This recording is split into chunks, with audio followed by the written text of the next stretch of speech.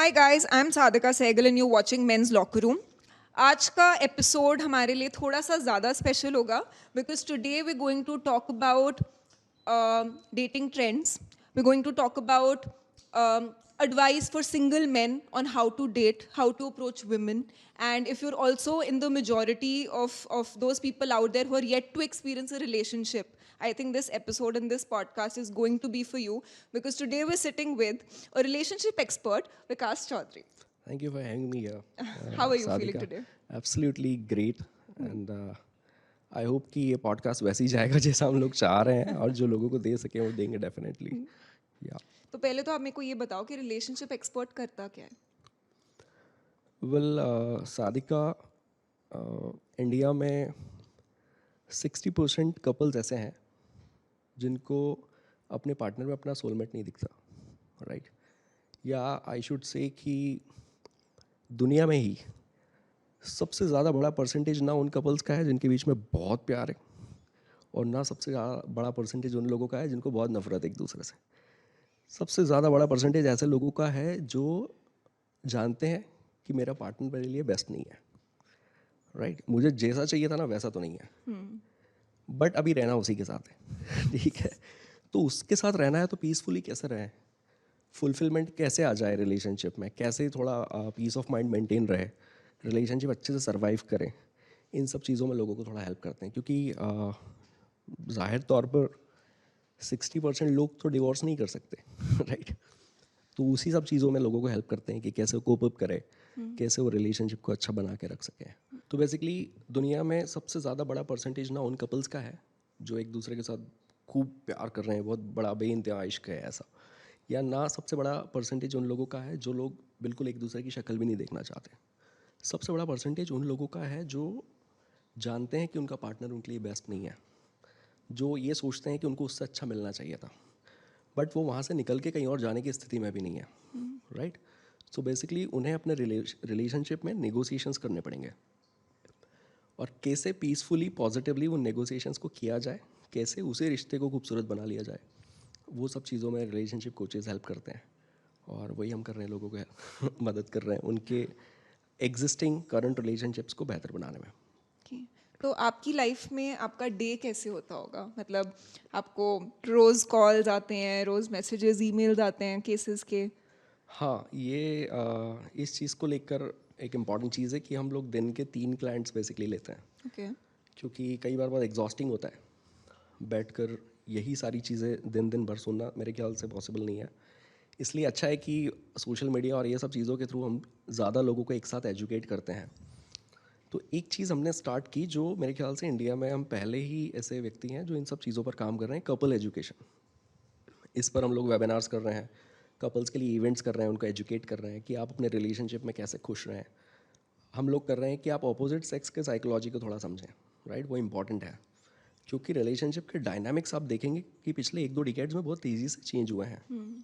तो ये जो नया लाइफस्टाइल है जहाँ पे सब लोग इंडिपेंडेंट हैं, सब अपने अपने हिसाब से रहना चाहते हैं, घर से दूर रह रहे हैं, फैमिली से आइसोलेटेड हो चुके हैं, ये लोग बहुत सारे प्रॉब्लम फेस कर रहे हैं। तो मुझे ऐसा लगता है कि जैसे लोग पेरेंटिंग सीखते हैं, हेल्थ के बारे में सीखते हैं, वैसे ही कपल एजुकेशन भी एक मैंडेटरी पार्ट होना चाहिए कि लोगों को थोड़ा सा अवेयर होना चाहिए कि अगर मेल है तो उसे पता होना चाहिए कि फीमेल की क्या रिक्वायरमेंट्स होती है, उसकी क्या साइकोलॉजी होती है, वो किस तरह से सोचते हैं। तो रिलेशनशिप के डायनामिक्स जो हैं वो सीखना ज़रूरी है, और वो हम सिखाते हैं। मोस्ट कॉमन केसेस कौन से आते हैं आपके पास? एक्स्ट्रा मैरिटल अफेयर बहुत है, ओके. दूसरा बिहेवियरल इश्यूज़ बहुत ज़्यादा है, ठीक है, लाइफस्टाइल इश्यूज़ बहुत ज़्यादा है, और ये 3 ऐसी चीज़ें हैं जो मेजर है, क्योंकि जब बिहेवियरल इश्यूज़ कह रहा हूँ तो उसमें बहुत कुछ आ गया। तो क्या क्या होता है यूजुअली बिहेवियरल इश्यूज में? एंगर इश्यूज़ है, ओके. या फिर लोगों को लगता है कि रिलेशनशिप में मैं तो एफर्ट डाल रहा हूँ, सामने वाला नहीं डालता, या शुरू में तो कर रहा था अब नहीं करता, है ना? तो उसकी प्रायोरिटीज़ चेंज हो गई, अब उसको फोकस नहीं करना है, अब उसका ध्यान पता नहीं कहीं और है। लोगों की इमोशनल नीड्स चेंज हो जाती है, उसके हिसाब से उनके बिहेवियरल पैटर्न चेंज हो जाते हैं, वो इश्यूज़ बहुत आते हैं। Extra marital is growing like anything, ठीक है, वो बहुत ज़्यादा होने लगा है। उसके कई सारे रीजंस हैं, बट वो चीज़ ज़्यादा हो रही है। हाउस वाइफ्स बहुत ज़्यादा सफ़र कर रही है आज के सिनेरियो में। मैं आपको बताऊं कि अभी भी दिल्ली, मुंबई, ये सिटीज़ तो फिर भी ठीक है, बट इंदौर, नागपुर, भोपाल, नासिक, ये जो शहर हैं इस तरह के 2 टियर सिटीज़, वहाँ पर आज भी लड़कियाँ जो है ऐसी हैं जो इंजीनियरिंग कर रही है या एमबीए कर रही है, तो एक बड़ा परसेंटेज, हर लड़की तो नहीं है, एक बड़ा परसेंटेज ऐसा है जो सिर्फ इसलिए पढ़ रहे हैं कि बस कोई अच्छा लड़का मिल जाए या कहीं अच्छे से जाकर सेट हो जाए। वो लोगों की ज़िंदगी आने वाले टाइम में बहुत ख़राब होने वाली है, क्योंकि हाउसवाइफ जो आज हैं वो हेल्पलेस हैं, उनके पास कोई अथॉरिटी नहीं है, वो कुछ कर नहीं सकते, उनके पास कोई ऑप्शंस नहीं है। तो इस तरह के मामले भी बहुत आते हैं। जैसे अभी आप बात कर रहे थे एक्स्ट्रा मैरिटल अफेयर्स की, राइट? तो what do you think, why do men cheat and why do women cheat? See शादी का एक्स्ट्रा मैरिटल के तो कई सारे रीजंस हैं बेसिकली, बट एक रीज़न है। मतलब अगर एक मर्द और एक औरत की साइकी थोड़ा डिफरेंशिएट करके अगर आपको आंसर करना हो हाँ हाँ तो। बिल्कुल, देखिए थोड़ा यूँ समझते हैं कि एक मेल जो होता है वो सेक्सुअली अपने पूरे लाइफ टाइम में सबसे ज़्यादा एक्टिव या सबसे ज़्यादा हाइपर कब फील कर रहा होता है जब वो 18 से 22 के बीच में है, ओके। राइट? और एक फीमेल जो है वो अपने पूरे लाइफ टाइम में 34 से 38 के बीच में वो चीज़ फील करती है, सबसे ज़्यादा सेक्सुअली एक्टिव। थोड़ा स्ट्रेंज है। और 34 से 38 वो एज है जब मेल जो होता है वो हार्मोनली डिप्लीट हो रहा होता है, ओके। ठीक है? अब किसी ने अगर 28 साल में, 30 साल में, 25 साल में ये टाइम पर शादी किया है, तो मोस्ट लाइकली उस एज तक जाते जाते उनकी सेक्सुअल लाइफ जो है वो सैचुरेट हो चुकी होगी पूरी तरह से, ठीक है? और वहाँ पर एक फ़ीमेल जो है वो कई बार ये गलतियाँ कर बैठती है कि उन्हें उसे किसी की तरफ अट्रैक्शन हो गया है, या कोई व्यक्ति ने उसे आके फुटेज दे दिया है, उससे बात करना शुरू किया है, उसको समझना शुरू किया है। तो ये एक रीज़न है, अगर आपने मेल फीमेल एंगल से बोला है, कि वो उस तरफ डेविएट हो जाती है। दूसरा एक रीज़न होता है कि जैसा मैं अक्सर बताता हूँ कि एक मेल दिन भर में ऑन एन एवरेज 7,000 वर्ड्स बोलता है, ऑन एन एवरेज, और एक फ़ीमेल दिन भर में 20,000 वर्ड्स बोलती है, ठीक है? तो मेल फीमेल यानी कि जो लोग मान लीजिए इंदौर जैसे शहरों से निकल के पुणे रहने आए हैं या नोएडा रहने आए हैं, ये लोग घर में अकेले हैं, आइसोलेटेड हैं, दोनों अपने अपने जॉब्स कर रहे हैं, दोनों स्ट्रेस में हैं, दोनों घर पे आ रहे हैं, दोनों के पास टाइम नहीं है ज़्यादा बात करने का। बट फीमेल जो है उसकी अर्ज तो है बात करने की, वो तो अपनी मम्मी से बात करेगी आधा घंटा फ़ोन करके, सिस्टर से करेगी, फ्रेंड से करेगी, कॉलीग से करेगी, दोस्तों से करेगी। तो ऐसे में कई बार ये होता है कि जो मेल होता है वो तो एग्जॉस्ट फील कर रहा है, तो उसे ऐसा लगता है कि यार ये ज़रूरी नहीं होना चाहिए कि हम रोज़ कोई बैठ कर बातें करें। तो वो इस अर्ज को नहीं समझता है कि फ़ीमेल के लिए बातें करना कितना इंपॉर्टेंट है, उसके लिए चीज़ें शेयर करना कितनी ज़रूरी है। ऐसे में अगेन एक फ़ीमेल डेविएट हो जाती है कई बार ऐसे लोगों की तरफ जो उनको टाइम देते हैं, जो उनको सुनते हैं, सिंपैथाइज़ करते हैं, continuous support and fellowship provide करते हैं।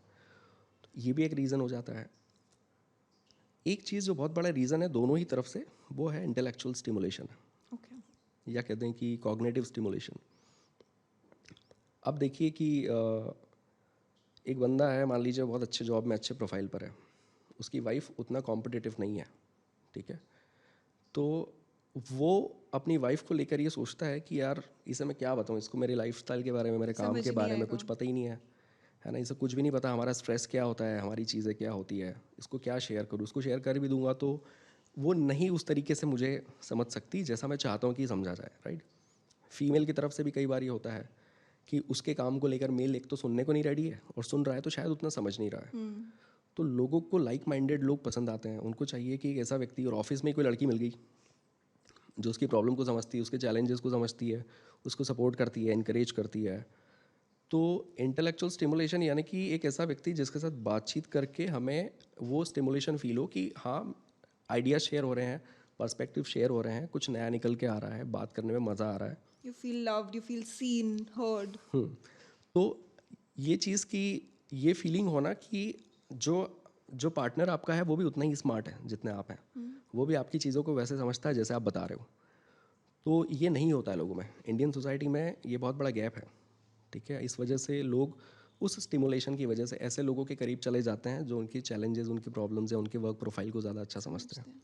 ये भी एक्स्ट्रामेंटल अफेयर का एक रीज़न है। ऐसे कई सारे रीजन है एक्स्ट्रामेंटल के। सो फॉर मेन, जैसे अभी आपने औरतों के केस में बताया कि उनका बेसिकली ये 2-3 रीजंस होते हैं। For main what is it? Man के लिए एक बड़ा रीज़न उसका हार्मोनल मोटिवेशन है, ठीक है, टेस्टोस्टेरॉन है। बट अगर ऐसा होता तो जैसे आपने बोला कि 18 to 22 पे हाईएस्ट होता है, उसके बाद वो डिप्लीट होने लग जाता है, बट इतने सारे एक्स्ट्रा मैरिटल्स तो इसमें एक इम्पॉर्टेंट चीज़ समझने की है सादिका, वो ये कि एक फ़ीमेल जो है वो 34 से 38 में भी फील कर रही है कि वो सेक्सुअली ज़्यादा अराउज्ड है, ज़्यादा स्टिमुलेटेड फील कर रही है। बट फीमेल को इस तरह से उसका ब्रेन डिज़ाइंड है कि वो ये चाहती है कि मैं किसी इंसान के क्लोज जाऊँ, उसके पहले मुझे लव्ड फील हो, मुझे केयर फील हो, या मुझे ये एश्योरेंस मिले कि ये इंसान मेरे लिए कंसर्न है। बट मेल के केस में वैसा नहीं है। ठीक है, इसलिए आप देखिए कि अगर आप प्रोस्टिट्यूशन की दुनिया देखेंगे तो मेल को नहीं फ़र्क पड़ता, वो जाता है, वो पे करता है, वो सेक्स करता है, वो वापस आ जाता है। बट आप इतने कॉल बॉयज़ नहीं देखेंगी सोसाइटी में कि फीमेल्स इस तरह से जाके पेड सेक्स, थोड़ा बहुत तो सब कुछ हो रहा है बट स्केल आपको समझ में आएगा। तो ये सब चीज़ें हैं। पॉर्न को देख लीजिए, पॉर्न के ज़्यादा व्यूअर्स मेल होते हैं क्योंकि उनको विजुअल्स ज़्यादा अपील करते हैं, ये भी एक रीज़न है। विजुअल ज़्यादा अपील करते हैं मतलब ये कि उन्हें कोई भी लड़की जो हॉट शॉट लग रही है, अच्छी लग रही है, वो तुरंत अट्रैक्ट कर लेगी और उनको हार्मोनल मोटिवेशन उनको पुश करता है उसकी तरफ जाने के लिए। जबकि फीमेल के केस में विजुअल्स उतना काम नहीं करते। इसलिए आप देखिए कि आजकल की जनरेशन और आजकल के हर कोई ही कि जब आप अपनी बंदी से बात कर रहे हैं तो आप उसे क्या कह रहे हो, पिक्स भेजो ना, वैसे वाले भेजो, ठीक है। बट गर्लफ्रेंड नहीं मांगती है, वो नहीं मांगती। कई ऐसे भी केस आ जाते हैं ये कि भी कई बार लड़का पता ये है फील कर लेता है कि सर मैं उसके पिक्चर्स मांगता हूँ, मैं बहुत क्यूरियस रहता हूँ उसको देखने के लिए, ऐसा है वैसे है सब कुछ, वो नहीं मांगती तो क्या मैं अट्रैक्टिव नहीं लगता या क्या मैं उसको पसंद नहीं होऊंगा, तो वो अंदर ही अंदर कॉम्प्लेक्स में जी रहा है। जबकि रियलिटी ये है कि फीमेल्स के साथ विजुअल का मामला ही नहीं है, वो ऑडिटरी सेंसेस उनके ज़्यादा अच्छे काम करते हैं। उनको इमोशनल कोई कनेक्ट भी चाहिए। फीमेल उस लड़के की तरफ जल्दी अट्रैक्ट हो जाएगी जिससे जो कुछ अच्छा बोल रहा है, जिसका बोलने का लहजा अच्छा है, या फिर वो उसको कॉम्प्लीमेंट कर दे या उसके लिए कुछ अच्छा कह दे या उसके अंदर की कोई अच्छी बात है उसे बता दे, ठीक है। तो आप देखिए शायर होते हैं, सिंगर्स होते हैं, तो लड़कियां उनकी बड़ी फ़ैन हो जाती है, बट बॉडी बिल्डर्स के कितने ही फ़ैन होते हैं ठीक है। तो ये भी रीज़न है कि मेल जल्दी से डेविएट हो जाता है क्योंकि हार्मोनली मोटिवेटेड रहता है और उसको वो लव्ड या वो केयर वाली चीज़ रिक्वायर्ड नहीं होती किसी के साथ जाकर किसी को अपना मेट बनाने के पहले। तो दैट्स अ रीज़न कि उसकी पॉसिबिलिटी थोड़ी सी ज़्यादा होती है उस तरफ जाने की। पहले तो सेक्सुअल लाइफ वाली चीज़ों को लेके मेल ने उसको अपनी मैस्कुलिनिटी से जोड़ रखा है, ठीक है। If I am performing good, if I am doing sex regularly तो I am a good husband, ठीक है। बट अगर मैं रेगुलरली नहीं कर रहा हूँ तो मेरी मैस्कुलिनिटी पे क्वेश्चन मार्क है। जबकि सेक्सुअल लाइफ इस तरह से होनी ही नहीं चाहिए किसी कपल की, वो एक ड्यूटी की तरह चल रही है। इट शुड बी प्रायोरिटाइज, वो बहुत इंपॉर्टेंट है। तो एक कपल क्या ये चीज़ रोज़ करने की सोच रहा है, या वो चाहे नया कपल है, चाहे उसकी कल ही शादी हुई है, बट उसको ये चीज़ समझ में आती है कि ठीक है वो वीक में एक बार जा रहा है इस चीज़ के लिए, 2 बार जा रहा है, 3 बार 4 बार, ये जब दोनों प्रिपेयर है उस चीज़ के लिए, दोनों का माइंड सेट है उस चीज़ के लिए। बट हमारे यहाँ ऐसा नहीं होता, हमारा एक जॉब की तरह चलता है।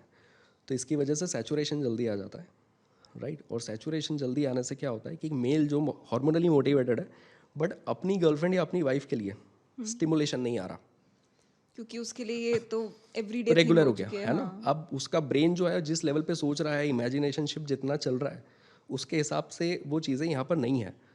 तो उसको क्या चाहिए, उसको मोटिवेशन दूसरी जगह से मिलता है। तो मैं आपको बताऊं कि ऐसे लोग हैं जिन्होंने शादी कर रखी है, एक्स्ट्रा मेटल अफेयर कर रखा है, एक्स्ट्रा मेटल अफेयर जहाँ कर रखा है उनको ऐसा लगता है कि यहाँ मेरी सेक्सुअल नीड ज़्यादा अच्छी फुलफिल होती है। जबकि रीज़न ये नहीं है कि वो लड़की शायद ज़्यादा अच्छी है, रीज़न ये है कि वो एक्साइट करती है। प्रायोरिटी से हो रहा है। वो वीक में एक बार हो रहा है, महीने में एक बार हो रहा है, 15 दिन में। और वाइफ के केस में चीज़ अलग है। तो लोगों को इसलिए भी इन कपल एजुकेशन जैसी चीज़ों की ज़रूरत है कि उन्हें समझ में आए कि यार रहना कैसे होता है ना। तो ये भी एक रीज़न है कि मेल्स शादी के 2 4 5 साल हुए और अगेन फिर यहाँ वहाँ देखना शुरू करते हैं और सारे पंगे होते हैं। आपको क्या लगता है कि ऐसा क्यों होता है कि बहुत सारे लड़कों को प्रॉब्लम होती है प्री मैरिटल सेक्स से, अगर उनकी पार्टनर प्री मैरिटल सेक्स में इंगेज करेगी तो? मेल के साथ एक ईगो जुड़ा हुआ है, ठीक है। ऑनरशिप का एक कीड़ा जुड़ा हुआ है बड़ा भारी। ऑनरशिप मतलब? ऑनरशिप मतलब मेरा है तो फिर कहीं और कैसे गया, या ये चीज़ कैसे हुई, है ना। तो ये चीज़ बहुत ज़्यादा है। दूसरा स्टिग्मा है, टैबू हैं, पुरानी चीज़ें हैं, पुरानी प्रोग्रामिंग है। चीज़ों को जिस तरीके से पिछले 50-100 सालों में आप देखोगे सोसाइटी ने जिस तरीके से प्रोजेक्ट किया है, तो ये उसका असर है। पर वो प्रोजेक्शन चेंज हो रहा है। अब लोगों को समझ में आ रहा है कि कितना सही है या कितना नहीं है, तो वो थॉट जो है वो अब डाइल्यूट हो रहा है, अब वो चीज़ें जा रही है, अब ये सब चीज़ें वर्क नहीं करती। अब तो लोगों को ये लगता है कि यार तेरे एक रिलेशनशिप था कि दो आई डोंट केयर, मुझे ये चाहिए कि अब जब तू और मैं साथ में है तो अब हम लॉयल्टी से रहें साथ में और हमेशा साथ में रहें। तो वो चीज़ तो सैचुरेट हो गई, वो तो ख़त्म है। आपको लगता है शादी से पहले लिव इन रिलेशनशिप रखना या उसमें रहना कैन बी हेल्पफुल? डिपेंड्स। एक तो ये है कि जहाँ तक साइकोलॉजी की बात है, हम लोग कहते ही हैं कि लोगों को जब तक जाके आप किसी के साथ रह नहीं लेते साल 2 साल, ठीक है, तब तक आपको एक इल्यूजन है कि मुझे सब पता है इसके बारे में। जब लोग दूर होते हैं तो उनको ये फीलिंग बहुत जल्दी आ जाती है कि मैं इसको जानता हूँ, इसको मुझसे अच्छा कोई नहीं जानता, मुझसे ज़्यादा ये इसको कोई ने नहीं देखा, राइट। तो लिव इन रिलेशनशिप में बेसिकली ये होता है कि वहाँ पर ये सब चीज़ें दिख जाती हैं, ठीक है, और उस पर्सपेक्टिव से अगर देखेंगे तो लिव इन ठीक है कि लोगों को समझ में आ रहा है कि मुझे इसके साथ रहना है कि नहीं रहना है। पर मान लीजिए आप किसी के साथ रहे साल 2 साल और एक को लग रहा है कि मैं नहीं रहना चाहता, एक को लग रहा है कि मुझे रहना है, तो फिर क्या? तो वो लिव इन उसके लाइफ का सबसे बड़ा ट्रॉमा हो जाएगा, जिसको रहना था वहाँ पर।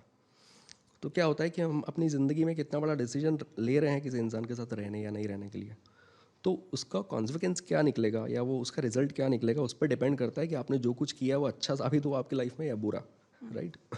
तो लिव इन हर किसी के लिए रिकमेंडेड भी नहीं है, बट यस, अगर लिव इन का मुझे एक फ़ायदा बताना है तो मैंने बता दिया। कि पता चल जाता है कि आप रह पाओगे या नहीं? हाँ, क्योंकि मान लीजिए ये पता लग गया कि आप नहीं रह पा रहे, तो आप कितनों के साथ लिव इन में रहेंगे, ये भी क्वेश्चन अराइज हो जाता है ना। तो लिव इन साइकोलॉजिकली उन लोगों के लिए अच्छा नहीं है जो थोड़े से इमोशनल हैं, या फिर जिन लोगों को ऐसा लग रहा है कि कैसा होता है कि प्री इंस्टॉल्ड प्रोग्रामिंग होती है जिसके साथ लोग पैदा होते हैं, है ना। हमने हर कोई चीज़ यहाँ आके तो नहीं सीखी, कुछ तो हम लेकर आए हैं माइंडसेट, कुछ तो इनहेरिट किया है। तो वो प्री इंस्टॉल्ड प्रोग्रामिंग में लगभग 6 तरह की प्रोग्रामिंग होती है। उसमें जो एक टाइप होता है उसको कहते हैं सर्टेनिटी। ओके। सर्टेनिटी मतलब ये कि आप देखिए दुनिया में बहुत सारे लोग अपनी जॉब को नहीं पसंद करते, बट उस जॉब को इसलिए कर रहे हैं क्योंकि वहाँ से जो पैसा मिलता है उससे उनकी लाइफ सिक्योर्ड है, घर कंफर्टेबल है चलता और है। प्रेडिक्टेबल है कि यार मेरी ज़िंदगी में कोई रिस्क या टेंशन नहीं है, जैसी भी जॉब है मेरा घर चल रहा है ना। तो इस ट्रेट वाले लोग रिलेशनशिप में भी कॉम्प्रोमाइज़ कर लेंगे बट रिलेशनशिप तोड़ेंगे नहीं कभी भी। पार्टनर में कितने भी प्रॉब्लम्स है तो माफ़ कर देंगे, स्ट्रगल कर रहे हैं तो भी चलने देंगे। वो नहीं चाहेंगे कि मैं यहाँ से बाहर निकलूँ, क्योंकि उसको ऐसा लग रहा है कि बाहर निकलने के बाद रिस्क कितना बढ़ जाएगा लाइफ में, फिर एक नया इंसान ढूंढो, वो पता नहीं कैसा होगा, क्या होगा, कितनी प्रॉब्लम्स आएंगी। तो वो इंसान वहीं रहना चाहता है। वैसे ही एक ट्रेट होता है अनसर्टेनिटी। अनसर्टेनिटी वाले ट्रेट के जो लोग होते हैं वो हर दिन कुछ नयापन चाहते हैं जीवन में, वो एडवेंचर वाले होते हैं। उनको IIT IIM मिल गया, 50-60 लाख का पैकेज मिल गया, नहीं करेंगे जॉब, नहीं करना है, कुछ अपना करेंगे, खुद का करेंगे। रिस्क टेकर होते हैं। इनको ये जल्दी बोर हो जाते हैं किसी चीज़ से, है ना। इनको एक्सप्लोर करना, नई नई चीज़ें चेकआउट करना, मतलब आप देखिए कि सर्टेनिटी वाला जो इंसान है वो कैफ़े भी एक ही है जहाँ जाता है, टेबल भी एक ही जहाँ बैठेगा, और ऑर्डर भी वही 4 चीज़ें जो उसको खानी है, ठीक है। अनसर्टेनिटी वाला इंसान कौन सा है कि सिटी के अंदर आसपास कोई नया कैफ़े खुल गया है तो वो कैसे रह गया भाई, वहीं चलते हैं। तो ये जो ट्रेट है ना, ये आप समझिए कि ये रिलेशनशिप में भी ऐसे ही वर्क करते हैं कि एक व्यक्ति को पता है कि मैं मैनिपुलेट हो रहा हूँ उस रिलेशन में, मेरा हस्बैंड या मेरी वाइफ जो सही नहीं कर रहे, बट सर्टेनिटी वाला है ना तो उधर बैठा रहेगा, वो नहीं निकलेगा। अनसर्टेनिटी वाला जो है वो बिल्कुल बर्दाश्त नहीं करेगा, वो छोड़ने के लिए, बाहर निकलने के लिए रेडी है। अगर उसको पता भी है कि मुझे फ़ायदा नहीं होगा यहाँ से जाने के बाद, तो भी छोड़ देगा, क्योंकि वो रिस्क टेकर है, जो होगा देखा जाएगा। तो लिव इन में जब लोग रहते हैं तो एक सर्टेनिटी वाला इंसान अगर लिव इन में है और वो रिलेशन वर्क नहीं किया तो उसके लिए लाइफ लॉन्ग ट्रॉमा है वो। और अनसर्टेनिटी वाले लोग 10 लोगों के साथ भी लिव इन में रह लेंगे, उनको फर्क और नहीं प्रॉब्लम पड़ेगा। ये है कि जिससे शादी करेंगे उसके साथ भी ज़िंदगी भर नहीं चला पाएंगे। ये भी हो सकता है। हाँ। तो बट लिव इन के मामले में थोड़ा कुछ ऐसा है। पर चलो, ये सारी बातें तो उन लोगों की हैं जो ऑलरेडी रिलेशनशिप्स में हैं और उसमें स्ट्रगल कर रहे हैं, राइट। हमारी बहुत ज़्यादा ऑडियंस भी ऐसी है, और ज़्यादातर अभी जैसे यंग लोग होते हैं वो 18 to 24 के बीच में, राइट, उनके लिए सबसे बड़ी स्ट्रगल होती है रिलेशनशिप में आना। कि मन बहुत है रिलेशनशिप में आने का, बट शायद उनको सही तरीका नहीं पता। So what would you say, what is the right way for men, young men, to approach women? Man या वुमेन या सबके लिए ही एक जो बहुत ज़रूरी चीज़ है, पहली तो वो ये है कि रिलेशनशिप वैल्यू सिस्टम से चलता है। हमको ऐसा लगता है कि ये लड़की में मुझे इंटरेस्ट है, उसको मैं अच्छा लगा, उसको मेरी पर्सनालिटी अच्छी लगी, तो बस बात बन गई, तो चलो लेट्स डेट, ठीक है, और वो शुरू हो गया। एक और चीज़ होती है कि मैन की अगर बात हो रही है तो दुनिया के हर लड़के को पता है कि उसको कैसी लड़की चाहिए।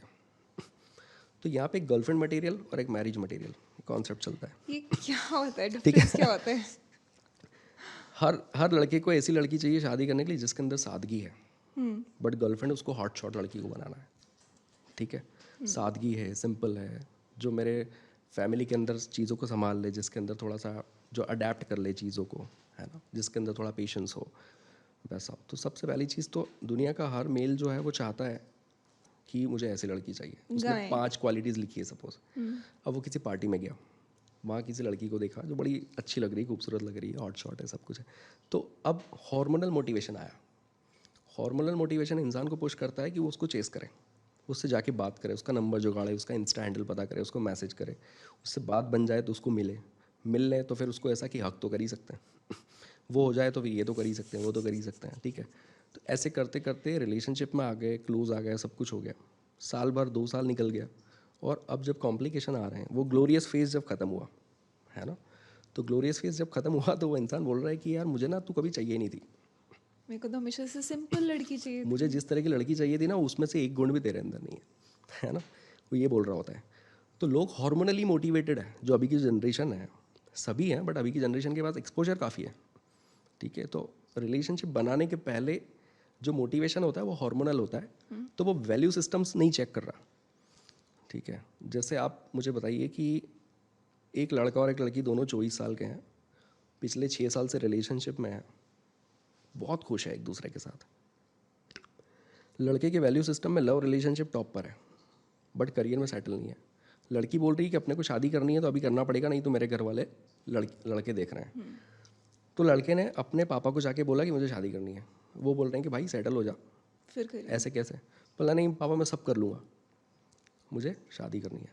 ठीक है, अब जिसके वैल्यू सिस्टम में लव रिलेशनशिप ऊपर है ना, उसको यही लगेगा हमेशा कि मैं सब कर लूँगा, मुझे बस बंदी वही चाहिए। अब वो उससे शादी कर लेगा, और अब जब वो घर पहुँच रहा है ना शाम को, और वो एक गिलास पानी का दे रही, तो उसको लगा देखो यार शादी हो गई, अपनी बंदी है, पानी मिल गया ग्लास का, ऐसे वो उसको भी सेलिब्रेट कर रहा है उस चीज़ को। वहीं पे एक दूसरा कपल है, उसको भी 6 साल हो गया, वो भी 24 साल के हैं, वहाँ भी लड़की कह रही है कि मेरे घर वाले लड़के देख रहे हैं। ये लड़का जो है, इसने रिलेशनशिप के स्टार्टिंग में ही कह दिया था कि यार जब तक मैं सेटल नहीं होऊंगा तब तक मैं शादी शादी नहीं करूँगा। पर सच्चा प्यार कर रहे हैं एक दूसरे से, 6 साल बहुत हार्मोनियस रहे हैं, बहुत बढ़िया रहा। अब आप मुझे बताओ कि लड़की जब कह रही है कि शादी के लिए बात करना पड़ेगी अगर करना है, तो लड़का कह रहा है कि नहीं यार अभी तो नहीं कर सकते, तो क्या लड़का गलत है क्या? नहीं। अगर उसने पहले से क्लियर रखा है तो नहीं। नहीं गलत है। अब तीसरा कपल है, वो भी 24 साल का ही है, वो भी 6 साल से रिलेशनशिप में, वो भी सच्चा प्यार है, वहाँ भी लड़की सेम बोल रही है। बट लड़के ने उसको स्टार्टिंग में ये कहा था कि यार मैं शादी ना अपने मम्मी पापा की मर्ज़ी से ही करूँगा या अपने कम्युनिटी में ही करूँगा, पर प्यार तुझे मैं करता हूँ, तू मेरे साथ रहने में इंटरेस्टेड है तो let's get into a relationship. 6 साल हो गया, वो उस लड़की से शादी करेगा क्या? नहीं करेगा। तो क्या गलत है? थोड़ा बताइए क्या गलत है? नहीं, अगर अगर उसने ये सब ओपनली चीज़ें क्लियर रखी। कम्युनिकेट किया तो गलत नहीं है, बट मुझे ऐसा लगता है कि आपको नहीं लगता कि एक लड़के की भी आप नहीं रिस्पॉन्सिबिलिटी है ये, ये जो अगर मैंने उसको पता है कि ये जो सिनेरियो क्रिएट किया है, इसको मैं कंक्लूड तो कर दूं। चलो करो पहले ये आप। ये जो तीनों कपल्स थे, इन तीनों कपल में क्या अलग था? तीनों सच्चा प्यार कर रहे थे, तीनों सेम एज के थे, की प्रायोरिटीज इनके वैल्यू सिस्टम अलग थे। एक के वैल्यू सिस्टम में करियर ऊपर था, एक के वैल्यू सिस्टम में फैमिली ऊपर थी, एक के वैल्यू सिस्टम में लव रिलेशनशिप ऊपर था। अब अगर किसी के वैल्यू सिस्टम में करियर ऊपर है और उसकी आपने शादी करवा दी दुनिया की सबसे खूबसूरत लड़की से, तो भी वो ज़िंदगी भर अनफुलफिल्ड फील करेगा, वो उस रिलेशनशिप में ट्रैप्ड फील करेगा। जिसकी वैल्यू सिस्टम में पेरेंट्स ऊपर हैं, फैमिली ऊपर है, और उसको ज़बरदस्ती पुश कर दिया गया कि नहीं इस लड़की से शादी कर ले जिसको तेरे घर वाले पसंद नहीं करते, वो ज़िंदगी भर उसको दोष देता रहेगा कि तेरे चक्कर में सब गड़बड़ हो गई है और मैं तो चाहता ही था कि ये सब ना हो, है ना। और जिसके लव रिलेशनशिप ऊपर है, मान लो उसकी शादी नहीं करवाई क्योंकि करियर में सेटल नहीं हुआ है, तो वो ज़िंदगी भर अनफुलफिल्ड फील करेगा कि यार जिस बंदी से शादी करना थी अगर वो ही नहीं मिली, तो इस सब का क्या फायदा? अब सबका क्या फ़ायदा। तो उससे जो लड़की दूसरी मिले भी की, उसको लेकर वो साइकोलॉजिकली कभी खुद को प्रिपेयर नहीं कर पाएगा। तो वैल्यू सिस्टम्स बहुत इंपॉर्टेंट होते हैं, इसकी बात ही कहाँ होती है। So जब you लोग think रिलेशनशिप that is- बनाते हैं तो सिर्फ वो उस हार्मोनल मोटिवेशन को फील कर लेते हैं कि यार मुझे तो बंदी पसंद आ रही है, और उतना ही काफ़ी समझते हैं वो लोग रिलेशनशिप बनाने के लिए। वो एक दूसरे को जानते नहीं, डेट करना, एक दूसरे को जानना, एक दूसरे की प्रायोरिटीज़ को समझना, उनसे कम्युनिकेट करना, उनकी फ्यूचर एम्बिशन क्या है, या वो किस तरह की चीज़ है, या किस तरह की ज़िंदगी सोचते हैं अपने लिए, कुछ नहीं पता होता लोगों को। They just jump into a relationship और फिर चला तो चला, नहीं चला तो नहीं चला, क्योंकि ये भी ट्रेंड हो गया है। तो लोगों को इस बात से भी फ़र्क नहीं पड़ता कि 2 4 5 ब्रेकअप भी हो गए तो नेक्स्ट। बट जब भी उनको लगता है कि यार अब ये सब बहुत हो गया, अब सेटल होना है, हमको वैल्यू सिस्टम्स ही देखने पड़ेंगे। बट अगर जिन लड़कों के लिए ये तो जैसे बहुत नेचुरल सी बात है कि 18 साल का लड़का वैल्यू सिस्टम्स नहीं सीख कर रहा अपनी लाइफ में, वो सीख कर रहा है कंपेनियनशिप उस मोमेंट के लिए, राइट? तो वो like how should a guy approach a woman there? मेरे ख्याल से बात करने की जो अप्रोच है वो तो यही होनी चाहिए कि अगर आपने किसी को अब क्योंकि शादी का आजकल वैसा तो है नहीं कि मुझे कोई मीडिएटर चाहिए उस लड़की को बोलने के लिए कि मैं उसको पसंद करता हूँ या मुझे वो अच्छी लगी या कुछ। लोग तो डायरेक्टली अप्रोच करके सब कह देते हैं। अप्रोच कर भी लिया और सब कुछ हो भी गया तो मुझे ये ठीक नहीं लगता कि आप डायरेक्ट किसी को जाके रिलेशनशिप के लिए प्रपोज कर दो। वो पॉइंट मुझे गड़बड़ लगता है। लोगों को वेरीफाई करना चाहिए कि क्या हम लोग कंपैटिबल हैं क्या एक दूसरे के साथ। तो आप देखो रिलेशनशिप में 4 स्टेप होती है। सबसे पहले हम कोड करते हैं कि मुझे कौन सी लड़की है जो इंटरेस्टिंग लग रही है, जो मेरे लायक लग रही है, लड़की को भी आप वैसे लगे, तो then you decide let's date. फिर आप डेटिंग शुरू करते हो। डेटिंग रिलेशनशिप नहीं होती, अभी हमारे लोगों को ये भी नहीं पता। डेटिंग से डिफरेंट स्टफ। जब लोग कह रहे हैं कि यार मैं अभी आजकल डेट कर रहा हूँ, तो हो सकता है वो 3 4 लड़कियों को मिल रहा होगा, ये भी पॉसिबल है। वो सिर्फ देख रहा है। It's like an arrange marriage कि हम लोगों को देख रहे हैं, बात कर रहे हैं, समझ रहे हैं ऑप्शंस कि हमारे एक्सप्लोर कर रहे हैं कि यार हम कंपेटेबल है भी कि नहीं है। तो जब आप डेट करते हो वहीं समझ में आ जाता है कि इंसान आपके लायक है कि नहीं है। फिर आप डिसाइड करते हो रिलेशनशिप। हमारे यहाँ स्टार्टिंग के 2 स्टेप नहीं होती है। लोग सीधा आई लव यू लिखते हैं। यार ये कोई मतलब ये ऐसे तो नहीं वर्क करता ना। तो पहली लाइन या पहली जो स्टार्टिंग है वो ही यही है कि मतलब मुझे तो मेरा तो मन बन चुका है तुमको लेकर, तो वो वैसा नहीं होता। तो वो हार्मोनल मोटिवेशन है, तो वो this is not the right fashion. इस तरह से नहीं जाया जा सकता। तो जो अप्रोच की आप बात कर रहे हो वो अप्रोच ये तो नहीं होना चाहिए। अप्रोच ये होना चाहिए कि कोर्ट करिए लड़की को, उसको डेट करिए 2 4 5 10 बार मिलिए, बातें करिए, और जब चीज़ें अकॉर्डिंगली जा रही है, सही डायरेक्शन में जा रही है, तो फिर रिलेशनशिप की अप्रोच होनी चाहिए। अदरवाइज रुक जाना चाहिए। तो कम से कम ब्रेकअप से बच जाओगे। जहाँ पे 6 ब्रेकअप हो रहे हैं किसी के लाइफ में, 2 ब्रेकअप में वो सही इंसान तक जाएगा। ठीक है, तो हम लोग फेलियर को ज़ीरो नहीं कर सकते, बट उसको कंट्रोल कर सकते हैं, कम कर सकते हैं, वैसा है। अब जैसे बहुत सारे लड़कों को ना ये तो चलो फिर भी एक पॉइंट पे समझ आ जाता है कि लड़की हमारे में इंटरेस्टेड है, ठीक है, लड़की शायद कम्युनिकेट कर देती है, हिंट्स ड्रॉप कर देती है। लड़कों को ये नहीं समझ आता कि कब लड़की हमारे में इंटरेस्टेड नहीं है, क्योंकि बहुत सारे लड़के ना एक लड़की को कोट कर रहे होते हैं, राइट, और उनको अपने मन में लग रहा होता है कि यार आंखों आंखों में बात हो रही है, यहाँ पे तो सिग्नल एक्सचेंज हो रहे हैं, वो भी शायद यही फील करती है मेरे लिए, मैं भी यही फील करती हूँ, और सडनली फिर लड़की एक दिन बोलती है कि यार हम तो सिर्फ दोस्त हैं। So how to identify that a woman is not interested in you? एक ना डेटिंग ट्रेंड होता है जिसको ब्रेड क्रम्बिंग बोलते हैं। तो ब्रेड क्रम्बिंग बेसिकली ये होता है, ज़रूरी नहीं जिस लड़की का आप एग्जाम्पल ले रहे हैं, जो जिस तरीके की आप बात कर रहे हैं ये वही है, बट ब्रेड क्रम्बिंग मतलब कि मान लीजिए मुझे पता है कि मुझे रिलेशनशिप में नहीं पढ़ना है किसी के साथ, बट उसके बाद भी मैं रैंडमली लड़कियों के साथ खूब फ्लर्ट करता हूँ, और ऐसे फ्लर्ट कर रहा हूँ एज इफ़ मैं उसमें बहुत इंटरेस्टेड हूँ। मैं उससे ऐसे बात कर रहा हूँ जब बहुत इंटरेस्टेड हूँ, उसको चेस करना, उसके पीछे पीछे घूमते रहना, पता है कि दोस्त तो है ही बट उसके बियॉन्ड जाके सब चीज़ें करना। और जैसे ही मुझे पता लगे कि यार वो मेरे लिए फील करने लगी है, तो मुझे ऐसा लग रहा है अरे नहीं भाई ये सब थोड़ी ना, मैं तो ऐसे ही, हाँ, ठीक ये है, तो बस ऐसे। हाँ मैं सीरियस थोड़ी था तुमको लेके। तो ये चीज़ होती है, इसको ब्रेड क्रम्बिंग कहते हैं। इस तरह के पैटर्न्स से बचना चाहिए। What are the stages of falling in love?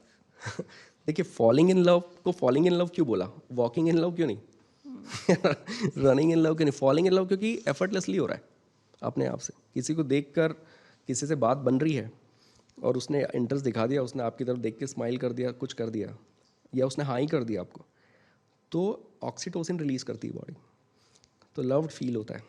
Dopamine release हो रहा है कि यार आपने उस बंदी की यस करवा ली जिसके आप पीछे थे। टेस्टोस्टेरोन तो अपनी जगह है। ये सब चीज़ें उसको खूब मोटिवेट करती है कि बहुत उसके पीछे पीछे रहना, खूब बातें करना, खूब मिलना, खूब टाइम स्पेंड करना और सारी चीज़ें। बट आप देखिए ना कि शाहरुख खान ने बोला है कि प्यार दोस्ती है, क्योंकि उसको पता था है ना कि कितना ऑक्सीटोसिन रिलीज होगा, कितना सेक्स होगा, कितना रोमांस होगा, एक टाइम पे तो ये सब चीज़ें खत्म हो जाएगी, फिर क्या करेंगे। तो इसलिए प्यार दोस्ती है कि उसके बाद भी वो इंसान आपके लिए होना चाहिए कि कंपैटिबिलिटी जो है, हम दोनों एक दूसरे के साथ में जितना कंफर्टेबल ज़िंदगी जीते हैं वो इम्पॉर्टेंट है, ठीक है। तो वो उसके बाद आती है। तो इम्पॉर्टेंट ये है कि किसी भी रिलेशनशिप में आप पढ़ते हो तो जो शुरुआती ग्लोरियस फेज़ होता है वो यही होता है जब हमको सब कुछ बहुत अच्छा अच्छा लग रहा है। अब आप देखिए कि हमको जब भी कोई चीज़ अच्छी लगती है तो हम उसके पीछे की ना अच्छी लगने वाली जो चीज़ है ना उसको ओवरलुक कर देते हैं। ठीक है, बैठ के इंसान अगर अल्कोहल ही कंज्यूम कर रहा है और उसको पता है घर जाके डांट पड़ेगी, ये होगा वो होगा, बट क्योंकि उसमें इतना मज़ा आ रहा है, उसमें डोपामीन है, तो वो उसके पीछे के जो नेगेटिव कॉन्सिक्वेंस है उसको इग्नोर कर देता है। तो रिलेशनशिप में आप आ रहे हो और अभी जब आप बहुत अच्छा फील कर रहे हो तो चांसेस ये हैं कि सामने वाले की जो कमियां हैं उसको आप ओवरलुक करोगे। 6 से 18 महीने के बीच में ये फेज़ कभी भी ख़त्म हो जाएगा, है ना, सब पील ऑफ हो जाएगा। तो उसके बाद क्या होगा कि उसके बाद एक दूसरे की कमियां दिखना शुरू होगी। वो फेज़ जहाँ पर अब आपको खूब प्यार रोमांस नहीं फील हो रहा है, अब सिर्फ कमियां दिख रही अब सारी चीज़ें हो रही हैं, अब उसकी कमियां दिख रही हैं, अब उसकी लाइफस्टाइल दिख रही है, अब उसके दोस्त दिख रहे हैं, अब वो कैसे रहती है, वो क्या पहनती है, अब सब दिख रहा है। ठीक है, तब कॉम्प्लिकेशन आने लगते हैं। तो जो रिकमेंडेशन है वो ये है कि जब तक आप किसी रिलेशनशिप में 6-8 महीना साल भर ना बिता लें उसको बहुत ज़्यादा सीरियसली आप नहीं ले सकते। उसको अगर आपने बहुत सीरियसली लिया तो चांसेस ये हैं कि आप ट्रबल में आ सकते हैं, क्योंकि बहुत कम पॉसिबिलिटी है कि रिलेशनशिप सर्वाइव कर जाए। 1-2 साल भी निकल गया है और सब कुछ बहुत अच्छा है तो फिर आपके लिए वो प्योर गोल्ड है। फिर एडजस्टमेंट्स भी करना पड़े तो कर लेने चाहिए, बट वो रिलेशनशिप को एकदम मत जाने दो। तो जो लोग इमोशनल है वो लोग, उनको 2 महीने में इतना प्यार हो जाता है कि पूछो मत। ठीक है, और 6-8-10 महीने में ब्रेकअप होता है तो उनको ऐसा लग रहा है कि हम इससे कोप अप नहीं कर पा रहे हैं, हम निकल नहीं पा रहे हैं। तो ये सब चीज़ें होने लगती है। तो यंगस्टर्स के साथ कितना टेंशन है, आप सोचिए ना, फर्स्ट ईयर सेकंड ईयर के बच्चे अगर ये सोचेंगे कि 6 महीना 8 महीना रहे और ब्रेकअप हो गया और फिर वो बाकी के 3 साल यही सोचता रहा, है ना, तो उसकी करियर, उसकी एम्बिशन, उसके फ्यूचर का क्या होने वाला है। तो इतना इंपॉर्टेंट है कि आप किसी रिलेशनशिप को एकदम में स्टार्टिंग में बहुत सीरियसली नहीं ले सकते हैं, और ऐसा होना नहीं चाहिए था, क्योंकि प्यार वार तो बड़ा शिद्दत से ही होता है, उसको तो हमेशा बहुत सीरियसली ही करना चाहिए। पर डायनामिक्स बदल गए ना शादी का, क्या करूँ, इतना ज़्यादा फेलियर है कि अब यही सिखाना पड़ता है। जैसे हमारे टाइम पे ना, या हमारे टाइम पे क्या, हमें लोगों ने सिखाया बात कैसे करते हैं, स्कूल में जाके सिखाया बात कैसे करते हैं, हमें खेलना कूदना सब कुछ सिखाया हुआ है। और फिर आया सोशल मीडिया, ठीक है, बट और वैसे आपको एटिकेट हर किसी ने सिखाया बड़े होते होते, राइट, कि किसी से बात कैसे करनी है, किसी के सामने बिहेव कैसे करना है, सारी चीज़ें कैसे करनी है। बट सोशल मीडिया पे बिहेव कैसा करना है ये किसी ने कभी नहीं सिखाया, राइट। और ये प्रॉब्लम आती है कपल्स में रिलेशनशिप के ड्यूरिंग।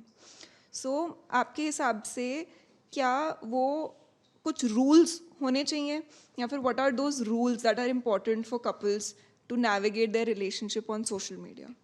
सबसे पहले तो कपल्स ने अपनी इनसिक्योरिटीज़ बहुत अच्छे से कम्युनिकेट करनी चाहिए। मैं क्या पसंद करता हूँ ये मेरी वाइफ को पता हो, उससे ज़्यादा उसे ये पसंद पता हो कि मुझे क्या नहीं पसंद आता, या मुझे क्या चीज़ जो है वो टेंशन देती है। तो ये कम्युनिकेट होना ज़रूरी है। दूसरा, डिजिटल बाउंड्रीज इंपॉर्टेंट है।